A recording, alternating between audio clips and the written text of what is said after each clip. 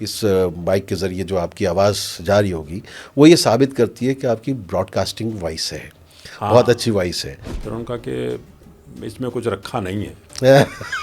जो मैंने बात कही शुरू में। हाँ, बोले पत्रकारिता अगर हम कुछ रखा नहीं है, पढ़ लिख के कुछ बन जाओ। हाँ, वो बात मुझे आज तक याद है। तेरा राम है, तू रहीम है, तू अजल से दिल में मुकीम है, हाँ, मुझे क्या गरज है जहाँ से अब, हाँ, बहुत अच्छा मिसरा है। मुझे क्या गरज है जहाँ से अब, मेरा शाम है तो नदीम है, हाय हाय हाय।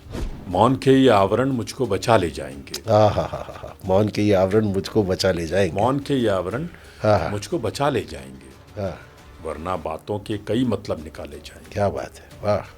इस घर की सारी खुशियाँ रख कर कहाँ गई टक्कर तो। कहाँ गई तुम, ढूंढे हैं मिलके सारे, मिलती नहीं किसी को। हाय हाय हाय। कहूँ कुछ शेर ऐसे जो उतर जाएं दिलों में, कहूँ कुछ शेर ऐसे जो कहूँ उतर कुछ जाए शेर ऐसे जो उतर जाए दिलों में, मेरे मौला मुझे इतनी तेरी बख्शिश बहुत है। क्या बात है, वाह वाह वाह। कि नहीं, आपका दिल टूटा था कभी कि नहीं? ऐसा कोई नहीं होगा जिसका दिल टूटा नहीं होगा। मुझे नहीं लगता कि किसी कोई ऐसा शख्स होगा जिसका दिल ना टूटा हो जवानी में। अच्छा अच्छा।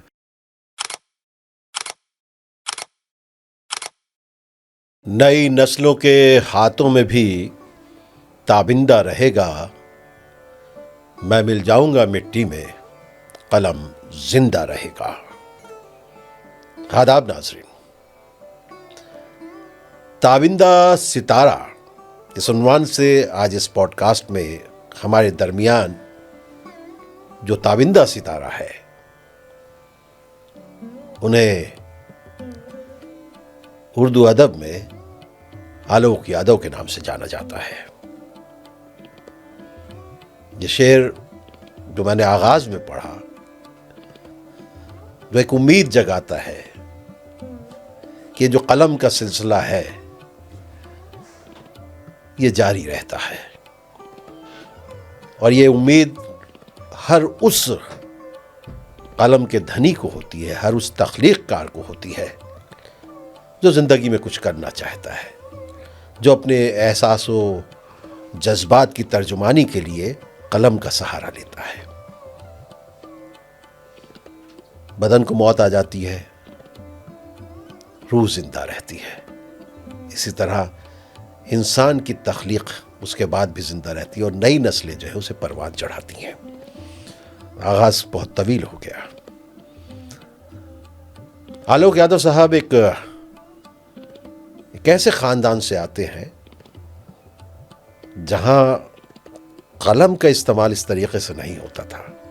इनके वालिद साहब अदालत में जरह किया करते थे, वकील थे। शायरी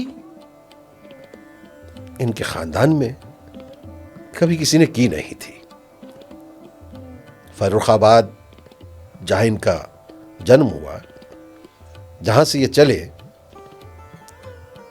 कई जिंदगी में पड़ाव आते रहे और लखनऊ, इलाहाबाद यूनिवर्सिटी, बरेली, फिर अपना प्रोफेशनल सफ़र। मैं जिसका जिक्र इसलिए नहीं कर रहा हूं कि अगर मैंने शुरू में बता दिया कि आलोक यादव साहब एक अफसर भी हैं तो आप कुछ और सोचने लग जाएंगे। आलोक यादव साहब एक बहुत अच्छे शायर हैं।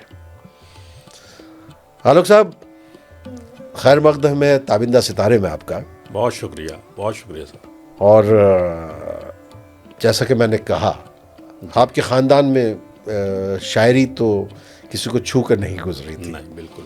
ये ख़ता आपसे कैसे हो गई? ये मुझे लगता है कि ऊपर वाले की ख़ता है, मेरी तो नहीं। और बड़ी हसीन ख़ता है। बहुत हसीन ख़ता है।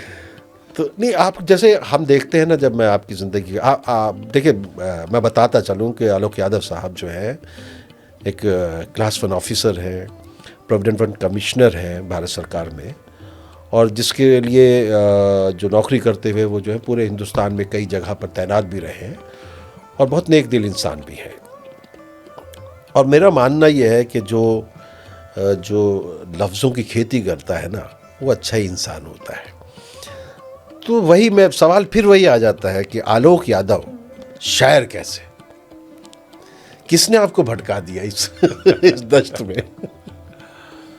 ऊपर वाले ने एक बड़ा हसास दिल दिया मुझको जी। नेमत अता की मुझे। हाँ, तो बस लोगों को देखकर, अपने आसपास देखकर कुछ एहसास जागे। शुरुआत कविता से हुई, फिर कहानी, लेख, वो सब लिखता रहा मैं। शायरी से पता नहीं कैसा एक अजीब सा आकर्षण था मुझे, ख़ास तौर से गज़ल से। अच्छा। जी, तो मैं गज़ल सुनता भी था और पढ़ता भी था, लेकिन मुझे उसका क्राफ्ट अच्छे से पता नहीं था। वही तो जो मैं उरूज पहले- है, वो जी, जो जी, बिल्कुल, आवाज, बिल्कुल, वो औजान है जितने, बिल्कुल, जी जी, बहर बहर नहीं औजान पता, वो, जी। बिल्कुल नहीं पता थे मुझे। तो शुरुआत में कुछ ऐसे ही लिखा करता था मैं। बाद में 93 तक मैंने काफ़ी लिखा, लेकिन कविताएं धीरे धीरे कम होती गईं और लेख और कहानियाँ कुछ ज़्यादा बढ़ती गईं। मैंने बहुत सारे मुद्दों पे लेख लिखे। नहीं, शुरुआत इंग्लिश में भी भी, जैसे हिंदी में भी जैसे लिखे। देखिए, आपकी ज़िंदगी के कई पड़ाव हैं, जी, जो अहम पड़ाव। वैसे तो आप पंजाब में भी रहे, इधर भी रहे, जी। कई कई जगहों पे आपकी आप अपनी जो जिम्मेदारियां थी आपको, हुकूमती, उसके लिहाज से। लेकिन जो आपकी ज़िंदगी के पड़ाव मैं देखता हूँ, तो उसमें लखनऊ एक अहम पड़ाव है। जी, बेशक। फिर उसके बाद आपके एक ज़िंदगी का एक और पड़ाव आता है, वो है इलाहाबाद यूनिवर्सिटी का। जी, फिर एक और पड़ाव है आपका बरेली का भी। जी, तो जैसे ये धीरे धीरे आप जब आपने जो पहला शेर जब कहने का चाहा, और क्यों कहना चाहा, और कैसे कहा, और किस लिए कहा, और क्या कहा? अगर शायरी के एतबार से और जो गज़ल के जो असली शेर होता है, जो खालिश शेर होता है, जी। वो अगर कहें तो बहुत बात की बात है। मैंने कविता लिखना शुरू किया अपने स्कूल के दौर में। जी। जब मैं 10th 11th 12th में था, उस दौर में लिखना शुरू किया। केंद्रीय विद्यालय फतेहगढ़ में मैं पढ़ता था, वहाँ पे शुरुआत हुई मेरी। उस समय हमारे एक दोस्त हैं, उनके घर में एक कवि रहते थे, श्री किशन स्वरूप श्रीवास्तव साहब। तो उनसे मेरी मुलाकात हुई, थोड़ा उन्होंने हमको संवारा। और फिर उसके बाद जब मैं लखनऊ यूनिवर्सिटी पढ़ने गया, तो उन्होंने एक पत्र लिखा। उस समय मधुरेश जी होते थे एक वहाँ पे कवि लखनऊ में, उनके नाम। उनसे मैं मिला, उन्होंने मुझे हाथ पकड़ के आकाशवाणी तक पहुँचा दिया, लखनऊ आकाशवाणी। और वहाँ पे वाणी से जुड़ा मैं। फिर कुछ कविताएं और कविताओं के अलावा कहानियाँ लिखनी शुरू की मैंने। उस दौर में स्वतंत्र भारत नाम का एक अखबार छपता था, बहुत अच्छा अखबार था, बहुत मकबूल था। हाँ जी। तो उसमें कुछ कहानियाँ छपी मेरी, और नवभारत टाइम्स में भी छपी। नवजीवन था उस समय, नेशनल हेराल्ड वाला, तो उसमें भी कुछ छपता रहा मेरा। फिर वहाँ से निकल के बीएससी करने के बाद उस ज़माने में अखबार में छपना बड़ी कोई आसान काम नहीं था। मुश्किल काम था, बहुत मुश्किल काम था, क्योंकि और किसी नए लड़के का, तो इसका मतलब जो आपकी वो तहरीरें थी वो इस लायक थी कि उनको जो है वो जगह दी जा सके अखबारात में। क्योंकि अखबारात में उस ज़माने के अखबारात बहुत जो संपादक लोग होते थे, वो बहुत ही उसको कहते हैं कि बहुत गौर से माइन्यूटली देखते थे, और सब कुछ उसके बाद ही वो शाया करते थे। बिल्कुल। तो यकीनी तौर पर आपने उस ज़माने में कुछ अच्छी कहानियाँ, अच्छे लेख लिखे मैंने, जिसकी वजह से मैं छपा। नहीं, आपकी मैं देखता हूँ कि आपकी जब आपका मैं प्रोफाइल वगैरह भी देखता हूँ और लोगों से भी बातचीत करता हूँ, तो मुझे पता चलता है कि आप उस ज़माने में जो आपकी कहानियाँ थीं और जो लेख थे, वो बहुत बड़े बड़े अखबारात में और मैगज़ीन तक में आए। जो उस ज़माने की बहुत बड़ी मैगज़ीन होती थी, माया, धर्मयुग, माया, हिंदुस्तान में भी कुछ छपे हैं लेख मेरे। मैं आपको भी बता रहा था कि जब मैं लखनऊ यूनिवर्सिटी से निकला तो इलाहाबाद यूनिवर्सिटी पहुंचा, और वहाँ पे मैं माया प्रेस से जुड़ा। तो मनोरमा में कुछ लेख लिखना शुरू किया मैंने। फिर उसके बाद कुछ और माया उस ज़माने की हिंदी की सबसे बड़ी पत्रिका थी। वहाँ भी आकाशवाणी से जुड़ा मैं, इलाहाबाद में। जी। और वो तो खैर वो ज़माना ही बहुत, क्योंकि रेडियो के लिहाज से सुना जाए, रेडियो में पहुंचना ही बहुत मुश्किल काम होता था। एक विद्यार्थी का, एक तालिब इल्म का, एक स्टूडेंट का, क्योंकि वो तो आपका पढ़ाई का ही दौर था, उसमें तो वहाँ किसी तरह पहुंच जाना बहुत मुश्किल काम होता था। और वो ऐसे किसी को इंटरटेन नहीं करते थे, मुझे जहाँ तक, क्योंकि मैंने रेडियो से मेरी भी शुरुआत रही, तो मैं उस लिहाज से जानता हूँ, क्योंकि हम तो आवाज़ रेडियो और अखबार दो ही ऐसे साधन टीवी तो थे। आया ही नहीं था। हाँ, दो ही ऐसे साधन थे जिसमें लिखने वाले जाना चाहते थे। और अरे कोई सुन लेता था नाम, और फिर आप जब अपने गली मोहल्ले में पहुंचते होंगे तो क्या आपकी आपकी वो होती होगी, सर आंखों में बिठाते होंगे लोग, अरे तो आलोक तुम्हारी वो कविता सुनी, अरे आलोक तुम्हारी कहानी सुनी, ऐसा ऐसा लगता था, महसूस होता था आपको? हाँ, और उससे मुझे कुछ ज़्यादा ही ऐसा लगा कि आकर्षण बढ़ा कि ये बहुत बड़ी चीज़ है जो मुझे मिली है। आपके पिताजी ने सुना कभी आपको मेरे रेडियो पर? पिताजी ने मुझे मेरी रचनाएं पढ़ी, अखबार में पढ़ी, और जब रेडियो मैं पर लखनऊ सुना? यूनिवर्सिटी में, हाँ, जब रेडियो पर सुना बिल्कुल बिल्कुल लखनऊ यूनिवर्सिटी में जब मैं पढ़ता था तो उन दोनों जब मेरा प्रोग्राम आता था तो मैं एक चिट्ठी भेजता था। उस ज़माने में चिट्ठी लिखते थे, पोस्टकार्ड। वो चिट्ठी मैं लिख के अपने घर भेजता था कि मेरा इस तारीख को इतने बजे प्रोग्राम आएगा। तो उस समय तो रेडियो भी बहुत कम होते थे, तो मोहल्ले वाले भी इकट्ठे हो जाते थे, पनवाड़ी के पास मोहल्ले वाले जो है इकट्ठे होकर सुनते थे। तो इस तरह से कभी उन्होंने कहा नहीं आपके पिताजी ने, अरे यार लोग तुम पढ़ाई लिखाई पे ध्यान दो, ये कहाँ ये जो शायरी वायरी में लग गए लिखने पर, इस तरह की चीज़ों में, कहाँ ये तो बेकार लोगों का काम है, इससे कोई पेट थोड़ी भरेगा? नहीं, उन्होंने कभी नहीं कहा। अच्छा। हमारे पिताजी ने हमको बड़ी पूरी तरह से फ्रीडम दी, और कभी मेरे किसी भी काम में हस्तक्षेप उन्होंने किया नहीं। उनको लगता था कि मैं अच्छी तरह पढ़ रहा हूँ और मेरा रिजल्ट अच्छा होता था, मैं अपने स्कूल में अपना टॉप 3 स्टूडेंट्स में रहता था मैं। अच्छा। तो इसलिए किसी को ये लगा कि मैं पढ़ाई को इग्नोर कर रहा हूँ। ये देखिए आजकल के बच्चों के लिए भी, आजकल की नस्ल के लिए भी, कि आप एक अपना शौक साइड में रख के और जो आपकी तालीम है उसकी तरफ ध्यान दीजिए, उसके बाद ये आप जो है इसको भी आप साथ में लेके चल सकते हैं। ये बहुत अच्छी बात आपने बताई कि आप जिसके लिए गए, जिस मकसद के लिए, बिल्कुल उस पर ध्यान देना ही है। देखिए, शौक ज़रूर, हॉबी ज़रूरी है। इनफैक्ट सिविल सर्विसेज में जब हम जाते हैं तो वहाँ भी एक अक्सर ये सवाल होता है कि आपकी हॉबी क्या है। तो हॉबी होनी चाहिए, हर आदमी की होनी चाहिए। कोई खेल में है, कोई नाटक में है, कोई लिखने में है। तो हॉबी होना तो बहुत अच्छी बात है, क्योंकि उस पर्सनालिटी का एक दूसरा पहलू लोगों के सामने आता है और आपकी पर्सनालिटी उससे निखरती है। बिल्कुल। तो इसलिए हॉबी तो होना ही चाहिए। मेरी हॉबी लिखना था। हाँ, लेकिन मेरे साथ एक ऐसा वाक़या हुआ कि मेरी कहानी छपी स्वतंत्र भारत में। अच्छा। और मैं उन दोनों अपने घर आया हुआ था फतेहगढ़ में। तो मैं गया, अखबार मुझे मिल नहीं पाया। मैंने पता लगाया कि कौन यहाँ पे पत्रकार हैं उनके जहाँ से अखबार मिल सकता है, स्वतंत्र भारत के। तो कुदेसिया साहब थे उस ज़माने में, मुझे पूरा नाम उनका याद नहीं है। उनके घर पहुँचा मैं, उनको मैंने बताया तो उन्होंने अखबार तो निकाल के दे दिया, साथ में पूछा किसके लड़के हो। फिर उन्होंने कहा कि इसमें कुछ रखा नहीं है। जो मैंने बात कही शुरू में। बोले पत्रकारिता अगर हम कुछ रखा नहीं है, पढ़ लिख के कुछ बन जाओ। वो बात मुझे आज तक याद है। अच्छा। तो नहीं, तो आपको बुरा लगा जो उन्होंने कहा, या आपको एक जो है आपके जहन में एक आपका मकसद जो है वो मजबूत हुआ कि नहीं पढ़ना भी है और ये भी करना है? नहीं, मुझे थोड़ा ये बुरा लगा कि उन्होंने कहा कि इसमें कुछ रखा नहीं है। अच्छा। लेकिन ये अच्छा लगा कि उन्होंने कहा कि कुछ बन जाओ। दोनों बातें थी। अच्छा। उन्होंने मुझे नसीहत दी कि भाई पहले पढ़ लिख के कुछ बन जाओ। अच्छा, आलोक यादव साहब, इस करियर में कुछ नहीं रखा उन्होंने, उनका कहना ये था। नहीं, उनकी बात वो भी सही है, और उन्होंने प्रैक्टिकल आपको एक तरीके से समझाने की कोशिश की। आकाशवाणी का आपने जिक्र किया जी, और जब मैं आपको सुनता हूँ अभी जैसे आप बोल रहे हैं इस माइक के ज़रिए, जो आपकी आवाज़ जा रही होगी वो ये साबित करती है कि आपकी ब्रॉडकास्टिंग वॉइस है। हाँ। बहुत अच्छी वॉइस है। तो आपके जहन में कभी ये नहीं आया कि आप रेडियो के लिए जो है रेडियो पर ही चले जाएं, वहाँ नौकरी कर ले और वहाँ पे जो है आवाज़ की दुनिया के दोस्तों आलोक यादव का सलाम, ऐसा कुछ करें?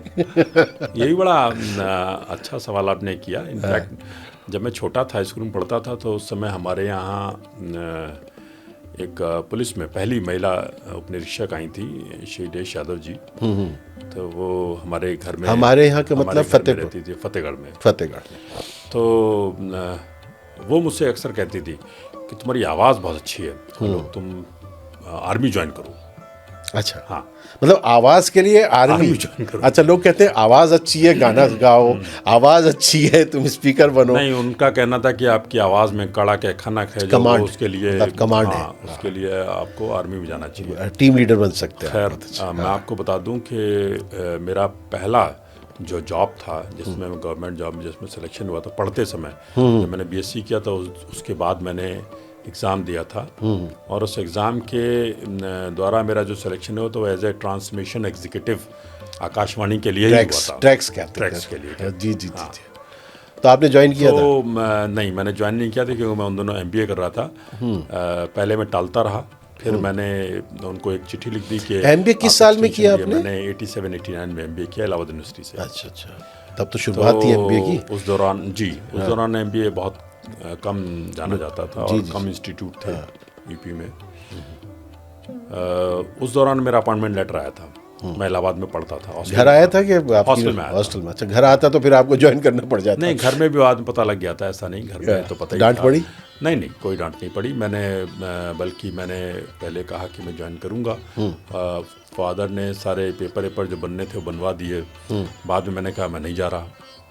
नहीं, आपके घर में, चलिए आप जब घर की बात हो रही है, मुझे ये समझना होगा कि आपके ऊपर क्या क्या जिम्मेदारी, कितना बड़ा परिवार था आपका, तो उस लिहाज से आपके वालिद, आपकी वालिदा और आपकी बहनें? मैं सबसे बड़ा हूँ अपने घर में, मेरी 2 बहनें और 1 भाई है।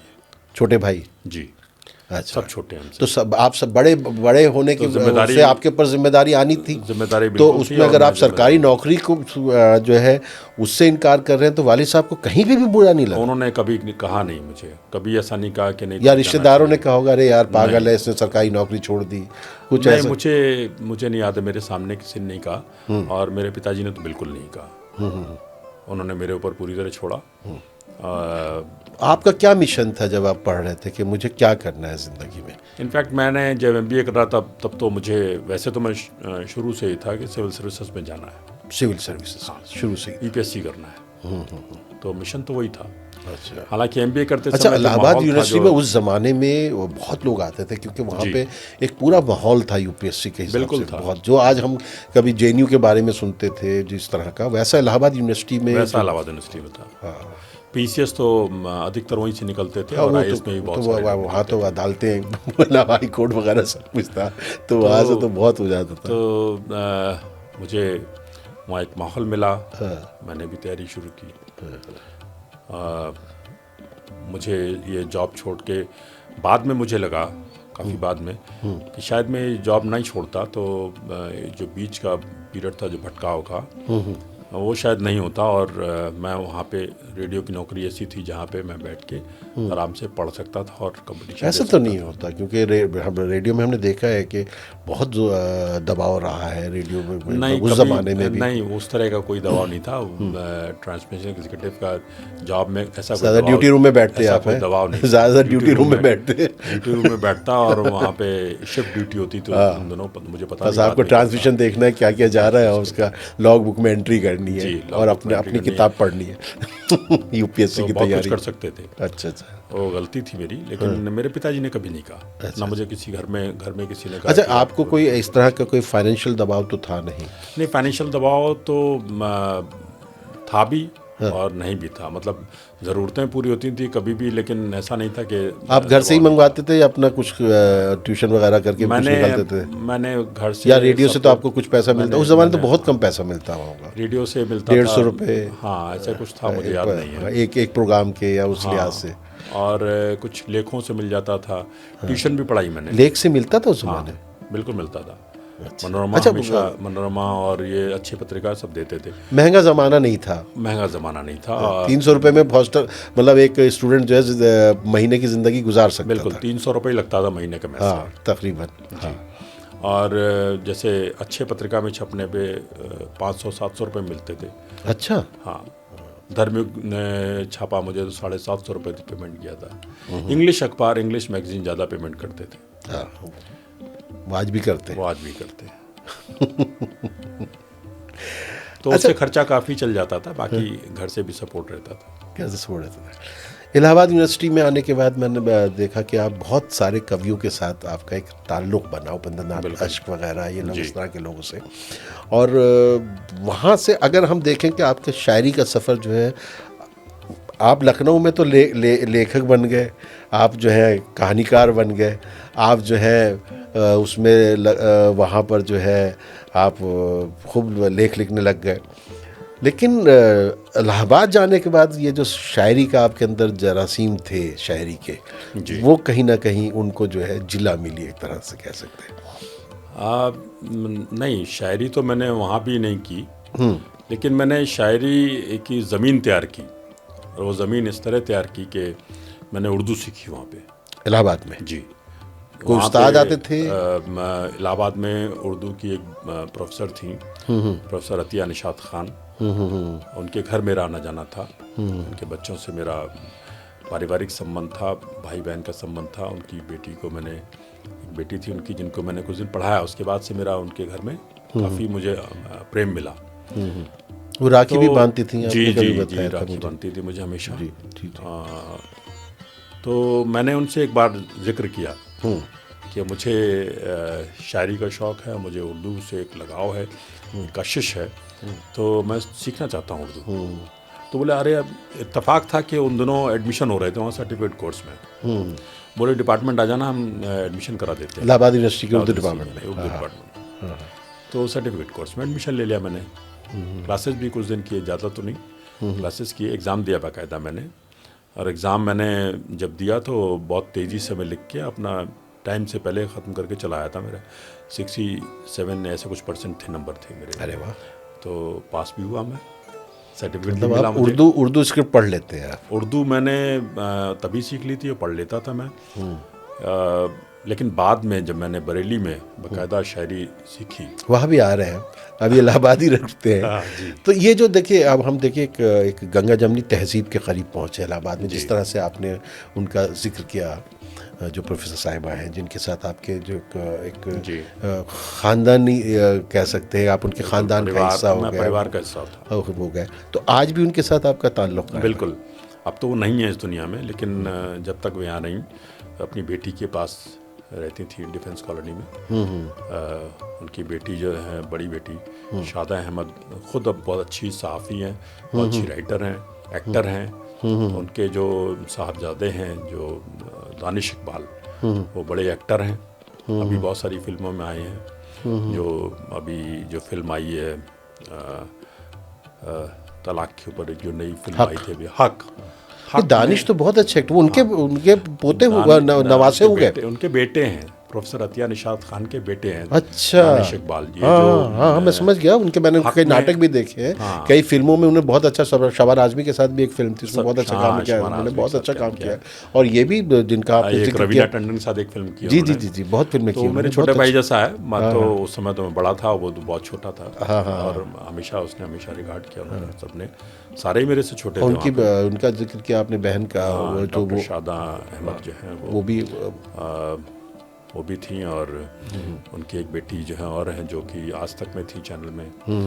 तो ऐसे हैं, और उनके घर आना जाना मेरा काफ़ी रहा। ये एक बड़ा अच्छा एक जिक्र आपने किया, जैसे हमें अपने माजी की कुछ वो ऐसी यादें ताज़ा सी होती हैं, जहाँ पे बहुत सारी जो बीच की दीवारें हैं वो गिर जाती हैं, जो हम अक्सर देखते हैं कि लोग इसको समझ नहीं पाते, इन रिश्तों को। तो ये बहुत अच्छी बात आपने कही। तो ये आपने उर्दू सीख ली वहाँ इलाहाबाद में? जी। है, जो हम जिसको हम आज कहें कि प्रयागराज में। हाँ जी, प्रयागराज। तो फिर आपका यूपीएससी में किस तरीके से दखल हुआ? मैंने बताया ना कि यूपीएससी तो एक सपना था ही। हाँ। तो बाकी सब साइड में चल रहा था। इनफैक्ट कई बार तो ऐसा हुआ कि साइड में नहीं, बल्कि ये बहुत मुख्य धारा में चलता रहा। बहुत ज़्यादा इन्वॉल्व हो गया मैं उसमें। तो मेरी एकेडमिक्स पे भी असर पड़ा इसकी वजह से, बट फिर मैं समझ जाता था। अच्छा। और उसके बाद मैंने, चूँकि ज़रूरत थी, तो मैंने MBA करने के बाद जॉब भी ज्वाइन की प्राइवेट सेक्टर में। गवर्नमेंट का जॉब छोड़ के फिर मैं आया प्राइवेट सेक्टर में। अच्छा। लोहिया स्टारलिंगर कानपुर में मैंने जॉब ज्वाइन की, पहली जॉब। क्या था उसमें आपकी जॉब? मैनेजमेंट एग्जीक्यूटिव था मैं। अच्छा, MBA की वजह से? हाँ जी। तो उसमें मैंने जॉब ज्वाइन की वहाँ पे, और लेकिन मन नहीं लगा मेरा वहाँ पे। प्राइवेट सेक्टर में मेरा मन नहीं लगा। मैंने कोई 8-9 महीने में रिज़ाइन कर दिया वहाँ से। रिज़ाइन करके फिर मैं वापस घर आ गया। फिर मैंने तैयारी शुरू की, और उसके बाद यूपीएससी से मेरा इसमें सिलेक्शन हुआ, और मैं तब से यहाँ। सिलेक्शन आपका कब हुआ? 98 बैच। 98 बैच में। मैं देख रहा था कि आपने 1993 के बाद आपका शायरी का सफ़र एकदम से रुक सा जाता है बिल्कुल। और वो फिर आके 2013 में फिर कुलांचे मारना शुरू करता है। हाँ जी। ये गैप किस वजह से है? अब मैंने आपको बताया कि जब मैं जॉब छोड़ा, मैंने प्राइवेट सेक्टर जॉब छोड़ा और ये सब लिखने, मैंने महसूस किया कि लिखना और इन सब में ज़्यादा इन्वॉल्व हो गया हूँ और जिसकी वजह से तैयारियाँ, पढ़ाई वो सब छूटती जा रही थी। तो मैंने इसको पूरी तरह से छोड़ दिया। 93 में एक आर्टिकल लिखा था मैंने आखिरी, जो दैनिक जागरण में छपा था 93 हाँ। और उससे पहले एक दो आर्टिकल थे जो कि फेमिना, इंग्लिश की फेमिना और दैनिक जागरण में छपते रहते थे। फिर मैंने बंद कर दिया पूरी तरह से। तो एक तरह का ये रियलाइजेशन का पीरियड था कि भाई मुझे पहले ज़िंदगी में अपने आप को अपने हाँ पैरों जी। पे ढंग से खड़े होना है, बिल्कुल। फिर उसके बाद इसके लिए तो बाकी वक्त मिल ही जाएगा। बिल्कुल बिल्कुल। तो ये आपका कॉन्शियस डिसीजन था? बिल्कुल, क्योंकि मुझे लगा कि मैंने इस पत्रकारिता, लेखन और इस सब के चक्कर में अपने एकेडमिक्स को पीछे छोड़ दिया है। हाँ। और ये बहुत गलत कर रहा था मैं, जिसकी वजह से मैं इतना लेट हो गया इस यूपीएससी में। तो फिर मैंने छोड़ के और अच्छी से तैयारी शुरू की। थोड़ा समय लगा लेकिन हो गया। तो फिर आप उसके बाद भी आपने, जब आपका सिलेक्शन हो गया था फिर तो आपको खुल के शायरी करनी थी, लेकिन उसके बाद भी आप 2013 तक जो है पता नहीं किसका इंतज़ार करते रहे। उसके बाद फिर ऐसा हुआ कि परिवार था, बच्चे और नई नई नौकरी। फिर शादी कब हुई आपकी? फिर ट्रांसफर्स बहुत सारे हुए। शादी मेरी 93 में हुई थी। 93 में था? मतलब शादी के बाद आपका दिल टूट गया क्या? क्योंकि 93 में ही आपने शादी छोड़ दी। 93 में मैंने जिम्मेदारी संभाल ली। अच्छा, आपने कहा अच्छा जो शायर लोग होते हैं वो जिम्मेदार नहीं होते। वो जिम्मेदारियाँ जो हमको संभालनी नहीं, ये पहले बताइए ना, क्या शायर लोग जिम्मेदार नहीं होते? शायर लोगों की भी शादी होती है। नहीं, शायर लोग इसीलिए बदनाम होते हैं कि जिम्मेदार नहीं होते। लेकिन अब शायर उस तरह के भी बहुत हैं जो बहुत जिम्मेदार भी हैं। तो एक ज़माना था जब शायर जो फक्कड़ हुआ करते थे, आवारा हुआ करते थे, इसीलिए घरों में कहा जाता था कि अरे हमारे 2 बेटे तो ये बन गए, फलाने बन गए, तीसरा शायर निकल गया। तीसरा जो है बिल्कुल किसी वो लायक नाकाम नहीं हो गया। रहा, किसी लायक नहीं रहा।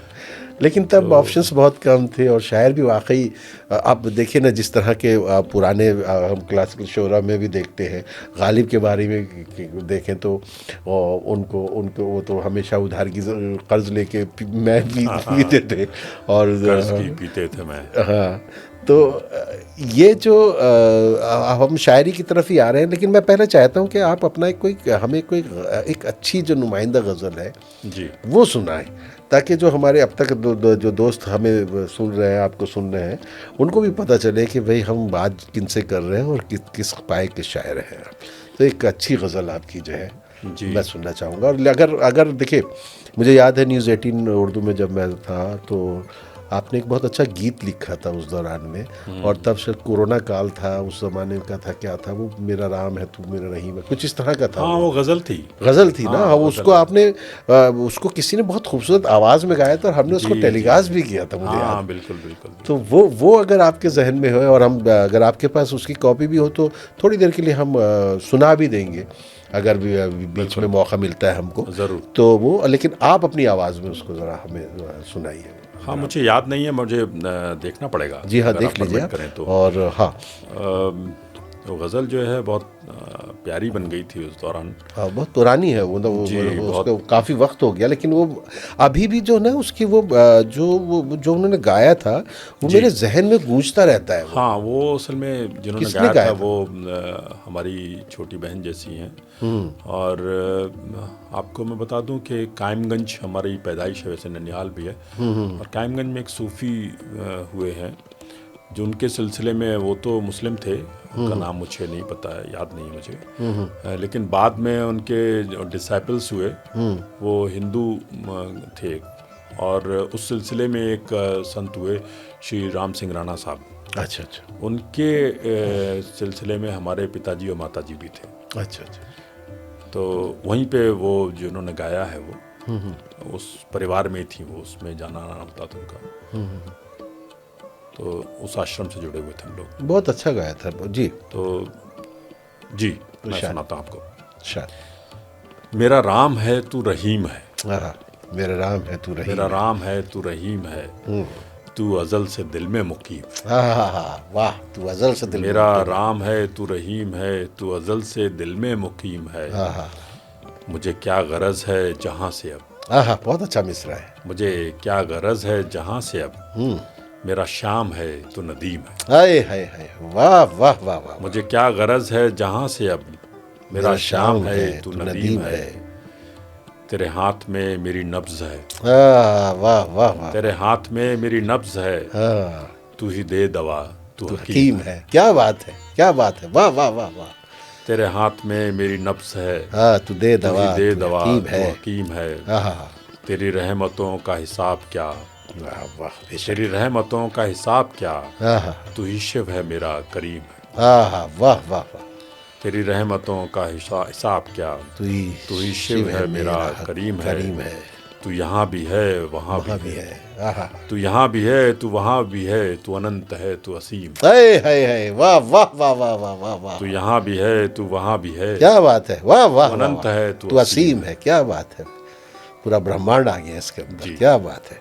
देखिए, ये शायरी होती है। मतलब आप देखिए कि आलोक यादव साहब जब शेर कह रहे हैं तो राम को भी उसमें ला रहे हैं, रहीम को भी उसके अंदर ला रहे हैं, करीम भी है, शिव भी है उसके अंदर। ये शायरी आपको इस भारत में ही जो है बिल्कुल। मिलती है, जहाँ पे जो है हम जोड़ने की बात कर रहे होते हैं। यही गंगा जमनी शायरी हो जाती है। तो हम बात कर रहे थे आलोक यादव साहब, ये आपकी शायरी की तरफ हम आए तो जैसे हम गालिब की बात कर रहे थे, है ना। जी। तो कर्ज की पीते थे मैं, है ना, वो वाली बात हो रही थी। तो वे शायरी तो जो है वो थोड़ा सा बाद में करेंगे, पहले अभी किसी अपने पैरों पर खड़े हो जाए तो, है ना। तो हमने तो बड़े बड़े शायरों को जो है पैरों पे खड़े शायरी के ज़रिए ही होते देखा है।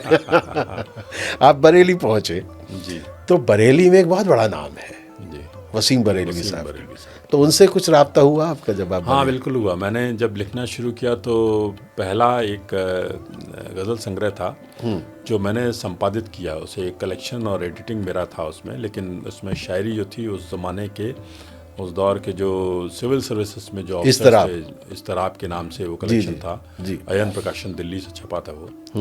उसमें 19 शोरा थे जो डिफरेंट सर्विसेज में थे और उनके 10-10 कलाम थे उसमें। तो उसका जो प्रीफेस था उसमें वसीम साहब ने भी उनकी दुआएं मुझे मिली। अच्छा। हाँ, और डॉक्टर कुंवर बेचैन साहब ने भी अपना आशीर्वाद दिया मुझे। जब उसका इजरा हुआ तो उसमें वसीम साहब भी थे और हमारे उस्ताद भी थे, अकील नुमानी साहब। अकील नुमानी साहब आपके उस्ताद हैं? जी, अकील नुमानी साहब हमारे उस्ताद हैं। और एक हमारे दूसरे और उस्ताद हुए, वो भी वहाँ पे थे मौजूद। कौन?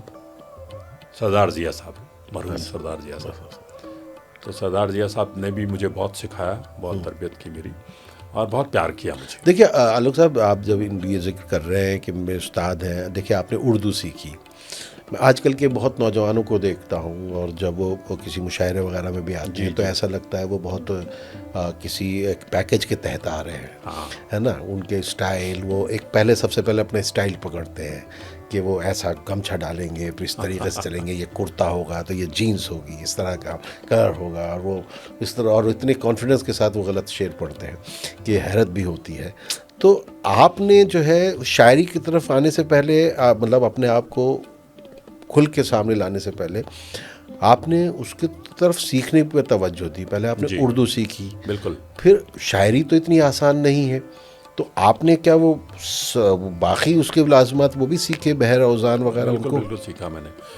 मुझे दरअसल ये पता था कि जो गज़ल है उसका एक क्राफ्ट होता है, उसका एक छंद होता है, छंद विधान होता है, जो हिंदी में जैसे बाकी के लिए होता है वैसे उर्दू में भी होता है, बहर औज़ान होता है।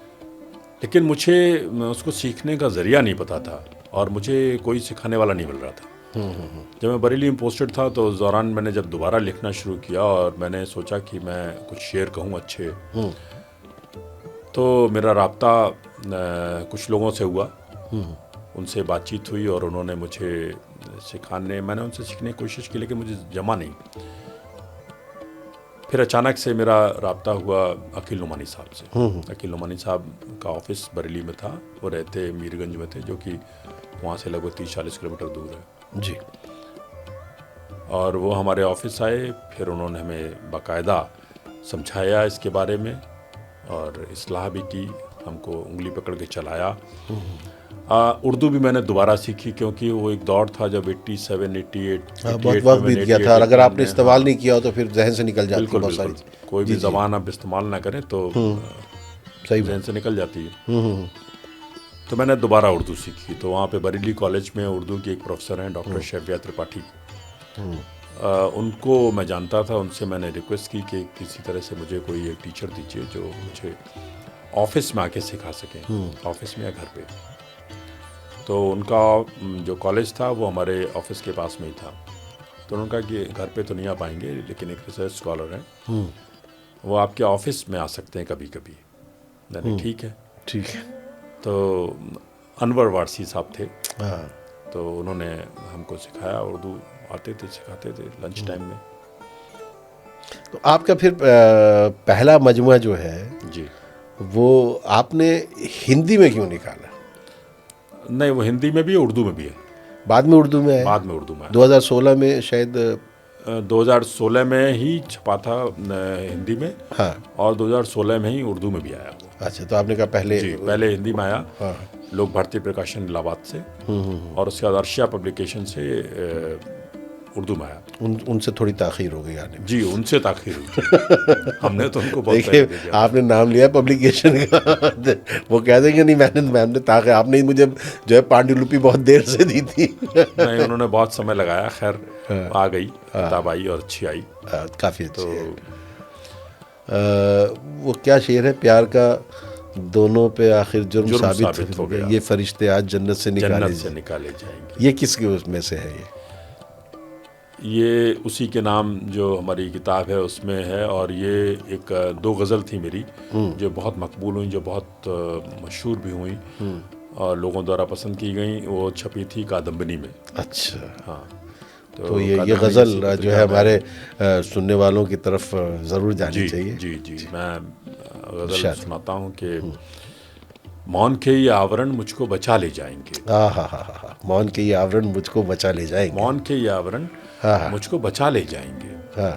वरना बातों के कई मतलब निकाले जाएंगे। क्या बात है, वाह। मौन के ये आवरण मुझको बचा ले जाएंगे। ये आपको याद आना चाहिए, डॉक्टर मनमोहन सिंह ने कहा था ना।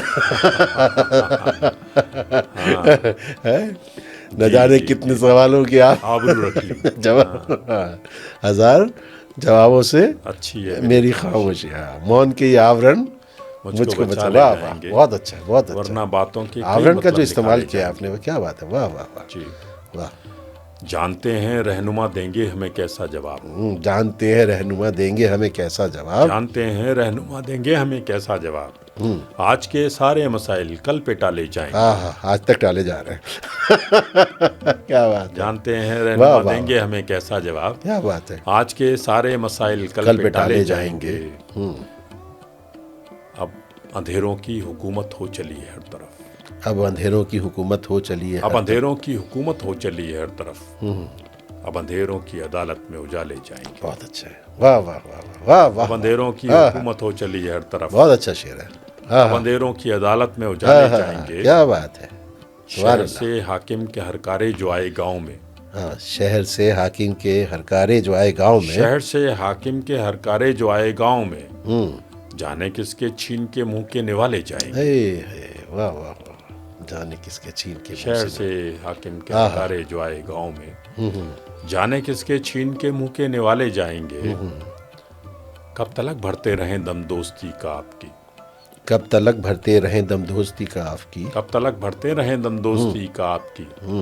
आस्तीनों में न हमसे सांप पाले जाएंगे। बहुत अच्छा शेर है, वाह वाह वाह वाह, बहुत अच्छा। कब तलक भरते रहें दम दोस्ती का आपकी। आस्तीनों में हमसे सांप पाले जाएंगे। दर्द दिल जो मौत से पहले गया तो दर्द क्या। हाँ। दर्द दिल जो मौत से पहले गया तो दर्द क्या। हाँ। तेरी थाती को हमेशा हम संभाले जाएंगे। क्या बात है, वाह वाह वाह, हाँ दर्द दिल जो मौत से पहले गया तो दर्द क्या, हाँ हाँ, तेरी थाती को हमेशा हम संभाले जाएंगे। हम्म, प्यार का दोनों पे आखिर जुर्म साबित हो गया, वाह वाह वाह वाह, प्यार का दोनों पे आखिर जुर्म साबित हो गया। हाँ, ये फरिश्ते आज जन्नत से निकाले जाएंगे। इंसान ही थे वो जो भेजे गए थे हमारे बाबा आदम। जी, ये फरिश्ते आज जन्नत से प्यार निकाले। का दोनों पे आखिर जुर्म साबित हो हाँ गया। अच्छा है, वाह वाह वाह, ये फरिश्ते आज जन्नत से निकाले जाएंगे। अश्क जाया हो न पाए सौंप दो तुम सब हमें, अश्क जाया हो ना पाए सौंप दो तुम सब हमें। अश्क जाया हो न पाए सौंप दो तुम सब हमें, दिल है अपना सीप सा मोती बना ले जाएंगे। क्या बात है, वाह वाह, बहुत अच्छी गज़ल, बहुत प्यारी गज़ल है जी, और सही मानों में लोगों को पसंद आई। आपका कहना बिल्कुल दुरुस्त है। आलोक यादव साहब, शायरी जो है वो एहसासात और जज्बात की तर्जुमानी है बेशक। ना। तो अब आपकी शायरी ये इस पूरी गज़ल में हम देखते हैं तो कहीं पे हमको रूमान नज़र आता है, कहीं पे हालात हाज़रा पर आपका जो है तनकीद भी बेशक है ना, कहीं पे जो है एक बेबसी और बेकसी का एहसास भी निकल के आता है। तो ये आप अगर अपनी शायरी को अपने ज़बान में कहें कि आप किस तरह की शायरी करते हैं, क्यों करते हैं, तो आपको क्या लगता है कि मतलब ये अंदर से आवाज़ आती है शेर कहने की, या कोई आपके सामने कोई वाक़या हो जाता है वो आपको जो है मुतासिर करता है और आप उस पर शेर कहना चाहते हैं, या आप जब गज़ल लिखने बैठते हैं तो कुछ शेर जो है ख़ुद दस्तक देने लगते हैं? मैं आपको बता दूं कि मैं कभी भी लिखने बैठता नहीं हूँ। अच्छा, हाँ, वाह, शेर हो जाता चलते फिरते। अगर कोई बात आपसे करते हुए मुझे कोई अच्छी लग गई या बुरी लग गई, चुभ गई बात, तो वो शेर में तब्दील होगी। वो शाम तक होगी, कल तक होगी, पता नहीं मुझे, लेकिन अगर जहन में घूमती रहेगी तो होगी। अगर वो जहन से निकल गई तो नहीं होगी। तो कभी कभी कोई बात होती है जो कि मेरे दिल में घूमती रहती है, मुझे परेशान करती है। आपके मिजाज को जो है कहीं ना कहीं अच्छा, मतलब हाँ, वो अच्छाई की तरह मुतासिर करती है या दुख भी देती है तब भी? दोनों दोनों में। अच्छा, बल्कि दुख देती तो ज़्यादा गज़ल होती है। अच्छा, अगर कोई चीज़ दुख देती है हाँ, तो अच्छी गज़ल होती है और जल्दी होती है। आपकी ज़िंदगी के साथ एक अभी सान्या गुजरा, जी। आपकी जो अर्धांगिनी, आपकी धर्मपत्नी, जी जी, वो दुनिया में नहीं रही और बहुत जिम्मेदारियां आपको देकर गई। उसके बाद की जो मैं शायरी देखता हूँ उसमें मुझे बहुत ज़्यादा आपके यहाँ जो है वो एहसास, और कहीं कहीं वो आपके अशार में आ भी जाती है। बिल्कुल बिल्कुल। तो कोई एक ऐसी गज़ल है जो आपके जहन में, जो आपने उनको सोच कर लिखी हो और जिसमें वो, अब मुझे वो शेर जो है जहन से माउफ हो गया, लेकिन उसमें उनका जिक्र है कि तुम चली गई हो, लेकिन फिर उसके बाद जो वो वाली एक शेर है मेरे जहन में। हाँ, वो एक शेर था एक गज़ल में, कि वैसे तो अलग अलग गज़ल में अलग अलग शेर हैं उनके लिए। जी, उसमें एक शेर था कि इस घर की सारी खुशियाँ रख कर कहाँ गई तुम, हाय हाय हाय, इस घर की सारी खुशियाँ रख कर कहाँ गई रख कर तो, कहाँ गई तुम, ढूंढे हैं मिलके सारे मिलती नहीं किसी को। हाय हाय हाय हाय, बहुत बेबसी बेकसी उसमें वो आ जाती है। तो देखिए एक जो है शायर जो है, ये वो दौर था जब कोविड था, कोविड में डेथ हुई थी उनकी। तो कोविड के दौर में जो है डॉक्टर्स बेबस दिख रहे थे, तब मैंने एक मतला और कुछ शेर कहे थे कि हाथों में हाथ देकर अपना हकीम जी को, हाथों में हाथ देकर हाथों अपना में हकीम हाथ जी को, देकर अपना हकीम जी को, बेबस से देखते हैं हम उनकी बेबसी को। बिल्कुल हाथों में वही हाथ सही देकर तस्वीर है, वही मंजर कशी अपना आपने करती। हकीम जी को हाँ, बेबस से देखते हैं हम उनकी बेबसी को। आगे के शेर मुझे अभी याद नहीं है, लेकिन और ऐसे ही मैंने एक और गज़ल में कुछ शेर कहे थे। जिसमें एक शेर था कि वो था कि मंज़र हमें यहाँ कोई अच्छा नहीं लगा, मंजर हमें यहाँ कोई अच्छा नहीं लगा, लगा, इनमें कोई भी रंग तुम्हारा नहीं लगा। मंज़र हमें यहाँ कोई अच्छा नहीं लगा, इनमें कोई भी रंग तुम्हारा नहीं लगा। जब तक कि सफ़र में मेरे हम कदम थे तुम, जब तक कि सफ़र में मेरे हम कदम थे तुम, ये इश्क मुझको आग का दरिया नहीं लगा। क्या बात है, वाह वाह। जब तक कि सफ़र में मेरे हम कदम थे तुम, ये इश्क मुझको आग का दरिया नहीं लगा, जिस दिन से तुम चले गए रिश्ते समेट कर, जिस दिन से तुम चले गए रिश्ते समेट कर, उस दिन से गांव में कोई मेला नहीं लगा। क्या जिस दिन से तुम चले गए रिश्ते समेट कर, उस दिन से गांव में कोई मेला नहीं लगा। मेरी नज़र पड़ी है रियर व्यू मिरर पे जब, मेरी नज़र बहुत पड़ी अच्छा है, सिंबलिज्म है इसमें। जी, मेरी नज़र पड़ी है रियर व्यू मिरर पे जब, जितना तू दूर था मुझे उतना ना नहीं लगा। और लिखा होता है उसमें कि जो मेरी चीज़ नज़र दूर नजर पड़ी आ रही है वो है, बहुत, जो पास नजर आ रही है वो दूर है। वाह वाह वाह वाह वाह वाह। फिर पढ़िए सर। हाँ। मेरी नज़र पड़ी है रियर व्यू मिरर पे जब, जितना तू दूर था मुझे उतना नहीं लगा।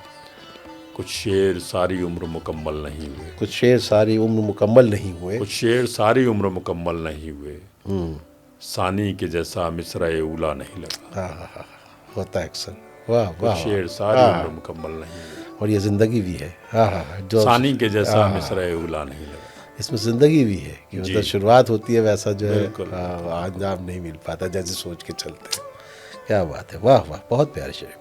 अच्छा, अब ये जो आपका शायरी का सफ़र है, अब जैसे एक और आपका मजमूआ आया कलम जिंदा रहेगा जी, जिससे हमने आगाज़ भी किया था इस प्रोग्राम का, अब हम अंजाम की तरफ पहुंच ही रहे हैं। जी, तो ये अब आपकी शायरी जो है मुझे लगता है कि बहुत ज़्यादा मुकम्मल हो रही है, परिपक्वता लिए हुए है, बहुत ज़्यादा मैच्योर्ड हो गई है, बहुत ज़्यादा आप जो है शायरी आपके, अब आप शायरी पर हावी हो रहे हैं, पहले शायरी आप पर हावी थी। आपको क्या लगता है कि ये क्या है? देखिए, फैसला तो सुनने वाला ही कर सकता है। मुझे लगता है कि मैंने अभी तक बहुत कम कह पाया है और बहुत कम सीख पाया है, तो अभी मैं कोशिश कर रहा हूँ कि सीख लूँ, कुछ अच्छा कह लूँ।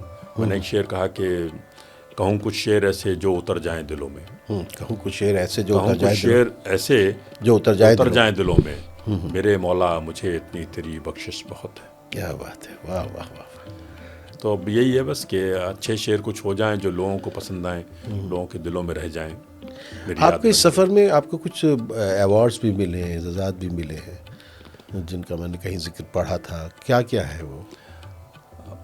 अवार्ड्स का जिक्र क्या करना, अवार्ड्स आते रहते हैं जाते रहते हैं, थोड़ा सा मोटिवेशन होता है, लेकिन मैं उसको बहुत ज़्यादा महत्व नहीं देता। आपके लिए जो आपके जो सामीन हैं, जो आपको पसंद करते हैं, आपके शेर को याद रखते हैं, आपके लिए बड़ा अवार्ड है, वो बहुत बड़ा अवार्ड हो जाता है। बिल्कुल।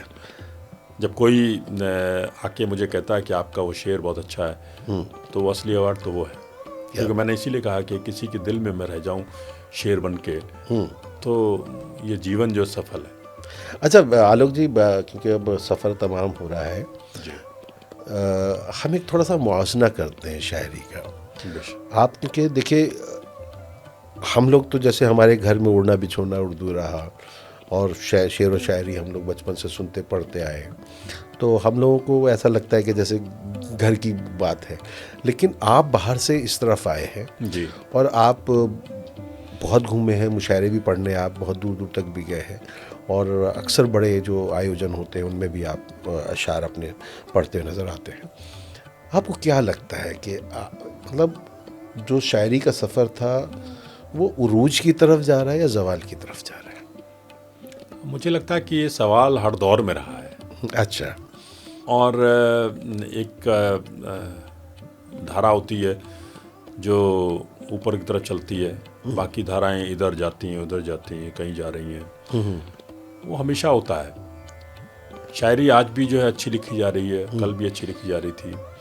कुछ शायरी, कुछ शेर बकवास टाइप की भी होते हैं, कुछ शायर भी ऐसे होते हैं, हर तरह के होते नहीं, हैं। हमने देखा ना आज के दौर में मुझे अक्सर कभी कभी महसूस होता है कि हर आदमी जॉन एलिया बनना चाहता है। तो उसमें क्या कोई जॉन एलिया बन सकता है या कोई ज़बरदस्ती शायर बन सकता है? जॉन एलिया हटा दिया अगर साइड से, तो क्या कोई आदमी, देखिए आपके अंदर तड़प थी तो आप इस तरफ आ गए ना जी, तो क्या वैसा हो सकता है या कोई किसी को कॉपी पेस्ट कर सकता है?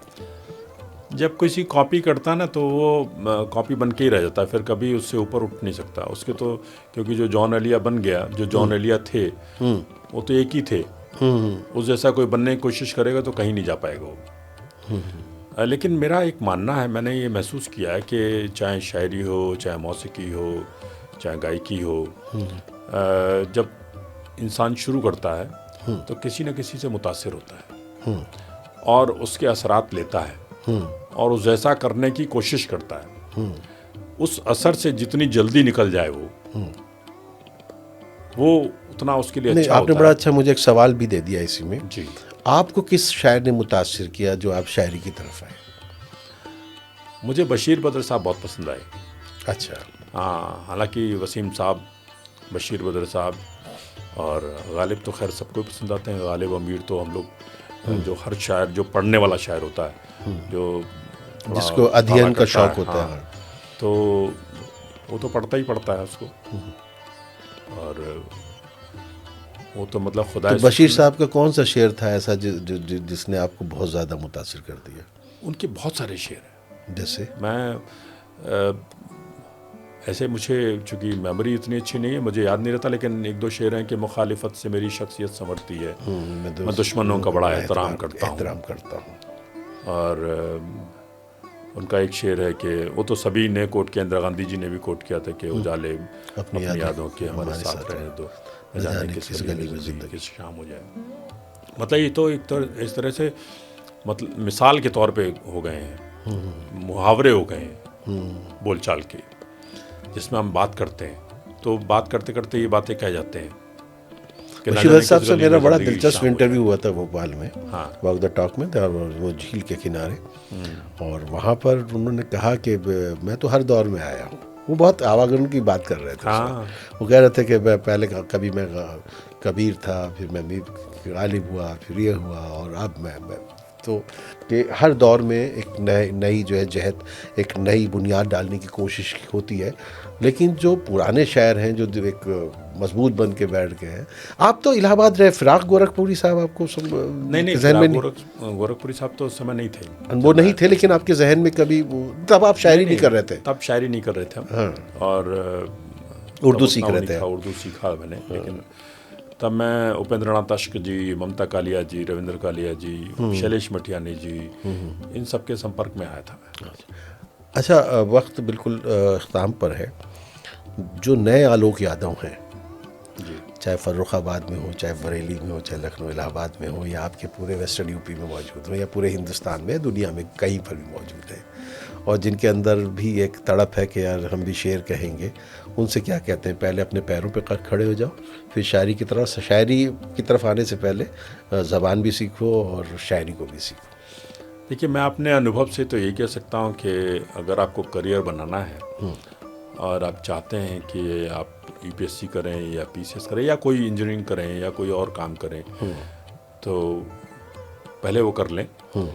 लेकिन साथ में आप पढ़ना बिल्कुल जारी रखें। अच्छे शायरों को पढ़ें, अच्छे शायरों को पढ़ें, पहले पढ़ें, और खूब सारा पढ़ने के बाद, याद रखने के बाद फिर आप लिखना शुरू करें। एक आध बार दिल भी टूटे शायरी के लिए ज़रूरी है कि नहीं? आपका दिल टूटा था कभी कि नहीं? ऐसा कोई नहीं होगा जिसका दिल टूटा नहीं होगा। मुझे नहीं लगता कि कोई ऐसा शख्स होगा जिसका दिल ना टूटा हो जवानी में। अच्छा, तो मतलब ये पूरे सब कॉन्टिनेंट की बात कर रहे हैं, पूरी दुनिया में की बात कर रहे हैं, या हमारे यहाँ ज़्यादा दिल तोड़ते हैं माँ बाप? हाँ, ये भी हो सकता है जी, ये भी हो सकता है, क्योंकि हमारा कल्चर ऐसा है। हाँ। और ख़ास तौर से हमारा ज़माना तो ऐसा था जब लड़के लड़की आपस में बात करना भी मुश्किल काम होता था। अब तो आसान, अब तो आसान हो गया, मोबाइल ने बहुत आसान कर दिया। तो एक दिन में कई बार दिल टूट जाता है। इसीलिए उस तरह के, क्योंकि खत आते थे, खत जाते थे, तो वो पैगाम आना, जो किताबों में फूल रख के भेजना, खतों किताबत में जो है वो समय लग जाता था कि एक चिट्ठी गई, एक चिट्ठी आई, उसी इंतजार की लज़्ज़त गया, मैसेज आया तुरंत, तो दिल तुरंत टूट जाता है। खैर, बस आखिर में हम लोग हैं।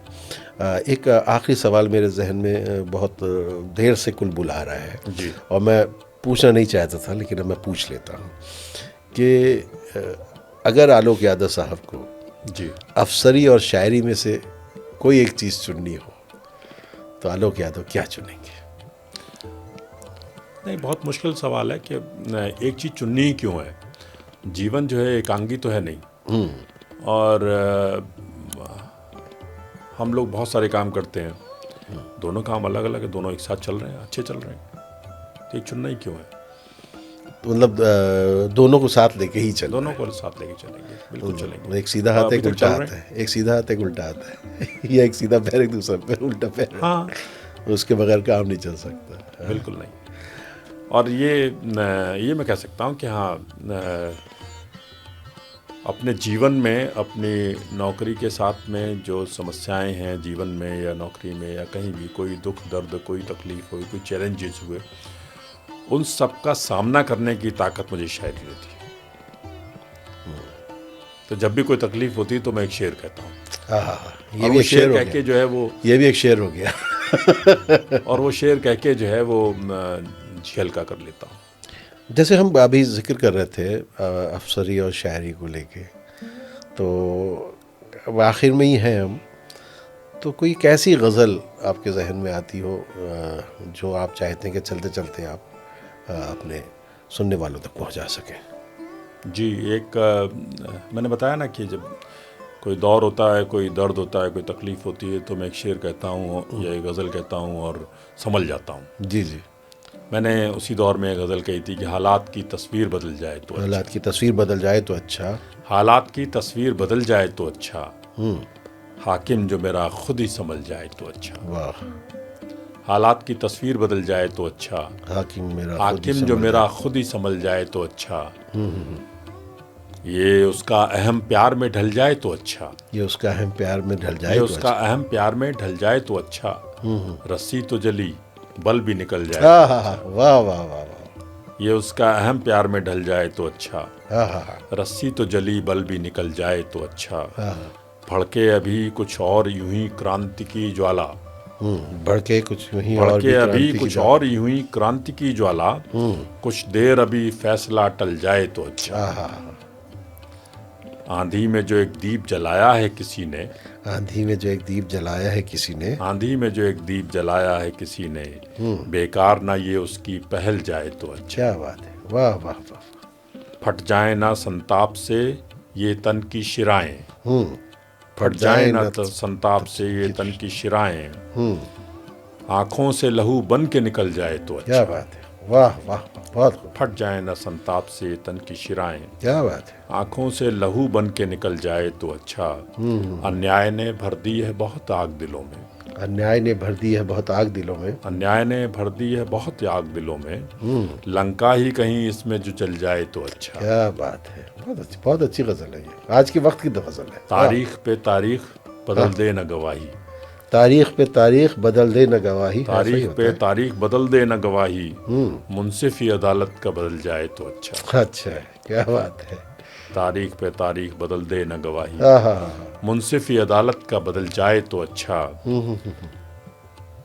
और संबंध निभाने को है संवाद जरूरी, संबंध निभाने को है संबंध निभाने को है संवाद जरूरी, आलोक अगर बर्फ पिघल जाए तो अच्छा। क्या बात है, वाह वाह वाह, बहुत अच्छा है, बहुत अच्छा है।